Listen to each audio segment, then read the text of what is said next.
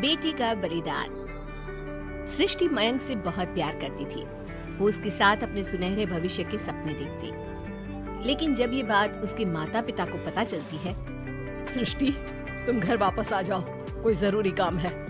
पर माँ, कल मेरा ऑफिस है, मुझे छुट्टियों के लिए अप्लाई करना होगा। नहीं, इतना वक्त नहीं है, बस तुम आ जाओ जल्दी से। सृष्टि घर आती है तो पहले से ही कुछ लोग घर में बैठे होते हैं। वो लोग सृष्टि को देखने आए होते हैं। उसी में एक लड़का भी होता है, साहिल। मुझे सृष्टि पसंद है, मैं शादी के लिए हाँ करता हूँ। लेकिन माँ, आप तो जानती है कि। अरे चुप, कुछ मत बोल। सभी सृष्टि को चुन्नी चढ़ाकर चले जाते हैं। माँ, मैं किसी और से प्यार करती हूँ। मयंक काफी पैसे वाले घर का लड़का है। आपको पता है, हमारे पूरे ऑफिस का मालिक भी वही है। माँ, वो मेरे बिना नहीं रह पाएगा। अरे पता है ना तेरी बब्बी मासी, उनकी बेटी की शादी अमेरिका में हुई। यहाँ हर किसी के घर में कोई ना कोई विदेश में है, तो तू भी बाहर ही जाएगी। साहिल ने इतनी लड़की रिजेक्ट की है। अब तू हाँ बोल दे तो शादी के लिए वो लोग तैयार ही है, क्योंकि वो लोग सिर्फ 10 दिन के लिए ही आए हैं इंडिया में। कैसी बात कर रही हो माँ, मुझे एक बार तो ऑफिस जाना ही होगा। लेकिन वो लोग मानते ही नहीं और सृष्टि की शादी साहिल से हो जाती है। शादी के बाद सृष्टि मयंक के पास जाती है। सृष्टि, तुमने शादी भी कर ली और मेरे माता पिता विदेश में मेरी शादी कराना चाहते थे। मैंने काफी समझाने की कोशिश की, लेकिन मेरे भाई और पापा नहीं माने। I am sorry Mayank. अरे तो मैं विदेश में कहीं शिफ्ट हो जाता यार, इतने सारे बिजनेस है मेरे। सृष्टि मयंक के सामने रोकर वहाँ से चली जाती है। लेकिन शादी के बाद जब वो विदेश साहिल के घर जाती है तो देखो, ये एक कमरा है मेरा, मैं यहीं रहता हूँ, और ये एक सोफा कम बेड है। रात में मैं इसे बेड बना लेता हूँ और दिन में सोफा। और देखो, मैं ज्यादा कमाता नहीं हूँ, तो तुम्हें भी मेरी मदद करनी होगी फाइनेंशियली। सृष्टि हाँ में सर हिला देती है। अगले दिन साहिल के जाने के बाद वो माँ को फोन करती है। क्या है माँ, कहाँ शादी करवा दी? एक तो कोई चेहरा यहाँ अपना सा नहीं दिखता, ऊपर से ये घर। विदेश के नाम पर क्या कर दिया आपने माँ? साहिल यहाँ सेटल भी नहीं है। मयंक के तो कितने बिजनेस थे, आलीशान बंगला, नौकर चाकर। यहाँ तो मैं खुद नौकर बनकर रह गई हूँ। ये क्या किया माँ आपने? अरे क्या बताऊँ बेटी, तेरे पिता ने जो कहा मैंने वही किया। अब जो कुछ भी है वो तेरी किस्मत है भाई, जैसी भी है। वहीं सृष्टि का भाई सारंग एक लड़की से प्यार करता है। माँ, मैंने शादी कर ली है निशा से। क्या? शादी कर ली? और वो भी निशा से? और उसके माँ बाप तो नहीं मान रहे थे ना? भाग्य की है माँ, अब वो अपने घर में और मैं अपने घर में। और कैसी बात कर रहा है? उसके पिता तो बड़े कमिश्नर हैं, उठाकर जेल में डाल देंगे तुझे। तभी तो किया है पापा। और ऐसे कैसे डाल देंगे जेल में? लड़की उनकी भी बालिग है। अरे पर बेटा, वो लड़की ठीक नहीं है। देखो, किसी लड़की के बारे में ये बात मत बोलो। तुम्हारा लड़का ठीक है क्या?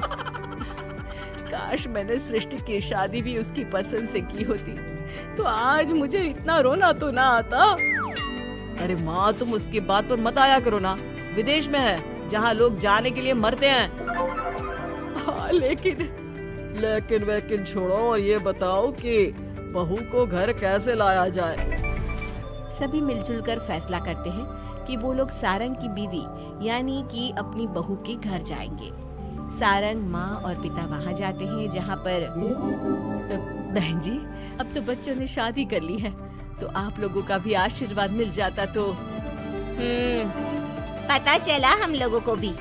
देखिए, मुश्किल है कि हम उसे आप लोगों के घर भेजें। हैं? ऐसे कैसे मुश्किल है? और क्यों नहीं भेजेंगे? बीवी है वो मेरी, भेजना तो पड़ेगा ही।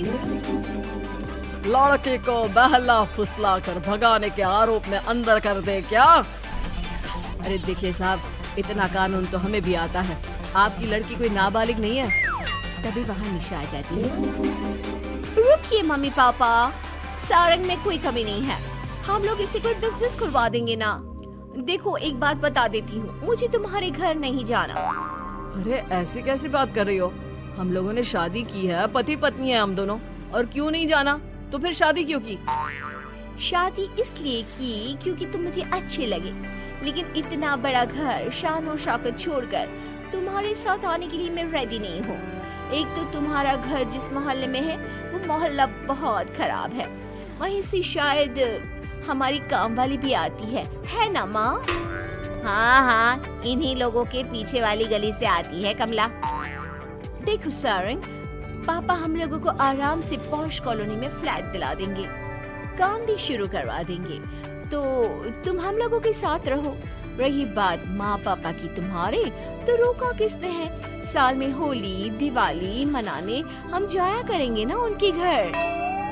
सारंग अपनी माँ पापा से कहता है, माँ मुझे निशा की बात ठीक लग रही है, वैसे भी आप लोगों के साथ तो पूरी लाइफ स्ट्रगल ही करता रहूंगा। अरे कैसी बात कर रहे हो सारंग, हम लोग यहाँ बहू लेने आए थे, बेटा देने नहीं। अब देखिए जो होना था वो तो हो गया, अब तो आप सारंग को यहीं छोड़ दीजिए और विदाई लीजिए। हाँ हाँ माँ, मैं अब यहीं रहूंगा, आप लोग जाओ, मैं अब उस मोहल्ले में नहीं आने वाला। सारंग के माता पिता वहाँ से चले जाते हैं। अब जब भी माँ सारंग को फोन करती तो या तो वो फोन काट देता या उठाता ही नहीं। एक बार सारंग के माता पिता काफी बीमार होते हैं कि तभी उन लोगों के पास सृष्टि का फोन आता है। कैसी हो माँ? तबीयत ठीक नहीं लग रही है। तुम्हें और पापा को कुछ हुआ है क्या? अरे बेटा 2 दिन हो गए हम लोग कमरे में बंद है, कोई डॉक्टर के पास ले जाने वाला तक नहीं है। हाँ माँ, मैंने सारंग को फोन किया था लेकिन उसने कहा। अरे वो तो बात तक नहीं करता, पैसे वाला हो गया है ना। रुको माँ, मैं कुछ करती हूँ, आप दोनों तैयार हो जाओ। थोड़ी ही देर में उन लोगों की डोरबेल बजती है। माँ दरवाजा खुलती है तो सामने एक हैंडसम सा लड़का लंबी कार लेकर खड़ा होता है। मयंक हो ना तुम बेटा? मयंक उन दोनों के पैर छूता है और डॉक्टर के पास ले जाता है। डॉक्टर, मैं आप लोगों को अंकल आंटी के घर का पता दे दूंगा, आप इन लोगों के घर हफ्ते में एक बार जाकर रूटीन चेकअप कराना। जी जी मयंक जी, जैसा आप कहें, आखिर ये अस्पताल आप ही का तो है।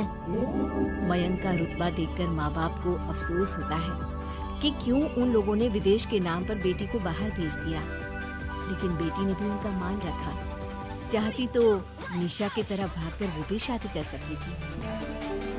क्या सोच रहे हैं आप लोग? चलिए मैं आप लोगों को घर छोड़ देता हूँ। और हाँ, मैं और सृष्टि आज भी अच्छे दोस्त हैं, तो आप लोगों को कोई भी समस्या हो तो फोन कर